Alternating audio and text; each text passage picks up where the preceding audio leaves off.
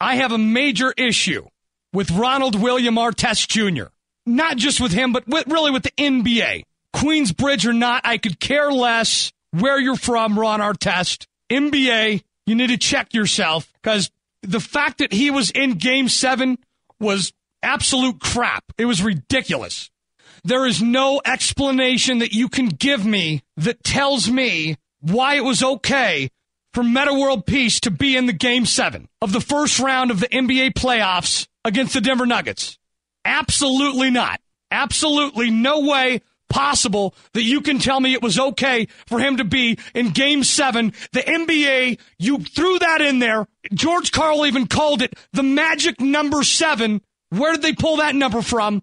That was George Karl. Where did they pull that number from? Why? So the Lakers, just in case it went down to a Game 7, had Metta World Peace? Is that why, David Stern? You know, for a guy that is constantly questioned because people think your league is fixed, you sure do know how to keep the drama going, David Stern. For a guy that runs a league that has had a referee busted for cheating, for making calls go a certain way, for protecting stars, and wrote a book about it, you sure do hand down penalties lightly for a guy that should be covering his ass, David Stern. Obviously very unfit to be a commissioner of a league. And what are you going to do, Stern? You're going to fine me? It's ridiculous. It's spitting in your face, Nuggets fans. If you're a fan, if you're a Nuggets fan, David Stern just spit right in your face when he let Metta World Peace play Game 7. And I'll tell you what, Carmelo Anthony, he got a 15-game suspension for bitch slapping somebody. Ron Artest got a 7-game suspension for decapitating somebody. And that's the bottom line there, guys. And there happened to be one regular season game left before the playoffs, and he made sure that just in case there was a Game 7, that Ron Artest was going to be able to go in there and save the day, and that he did. And you cannot be upset at Ron Artest because he locked down Andre Miller and he locked down Danilo Gallinari, and they were awful, and that's why the Nuggets lost. And he brought up the intensity, and he didn't allow the Nuggets to start running. He shut it down. J.R. Smith got a 5-game suspension just for standing next to Carmelo Anthony, and Camby got a couple games too. But that's the Denver Nuggets. This is the same team that has their rookie star that is the love of the town, that everybody loves. That's the sensation of Denver, Colorado, Kenneth Faried, get completely slammed to the ground and almost knocked unconscious by Kobe Bryant, and he got a couple free throws because of it. But we all know, based on the history that I just told you about Nugget suspensions, that if Kenneth Faried, a rookie, would have done that to Kobe Bryant, it would have been a Tech 2, and he would have been suspended the next day. That's a guarantee. And that's why people don't watch you anymore, David Stern. That's why your league is losing fans. Because we're not the only market that feels this way. Every market except about 4 of them feel exactly the way Denver does. It's ridiculous.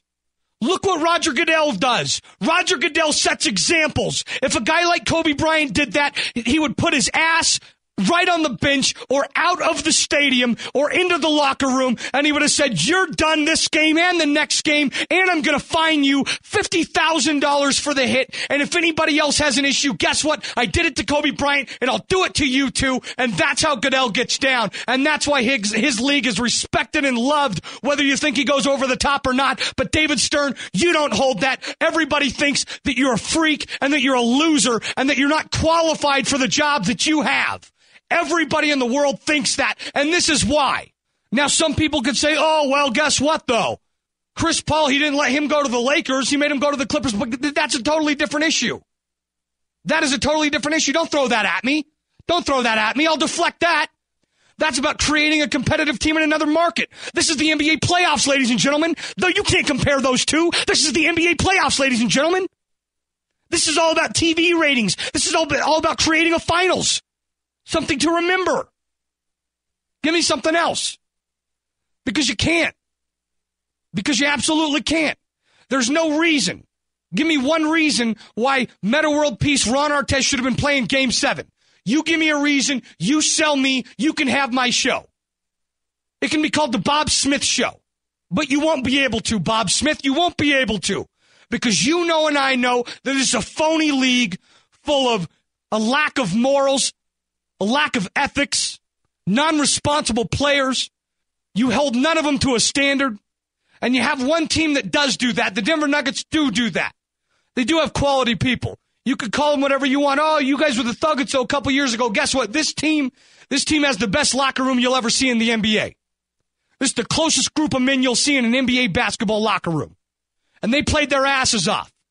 And in the Game 7 of the Western Conference Round 1 playoffs, Metta World Peace got to come back. He got to come back. He didn't even miss a series in the playoffs. After nonchalantly trying to take somebody's head off. He could have wounded him for his life. He might still have brain damage because of it. We might be hearing about James Harden having issues 20 years from now because of that hit to his head, but TV ratings were more important. Creating a deep run for the Los Angeles Lakers was more important.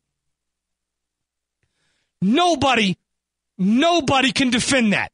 Nobody can tell me and defend why that was okay. That was wrong. It was absolutely wrong. I would love to hear an explanation from it. I'd love to hear David Stern on this show trying to tell me that.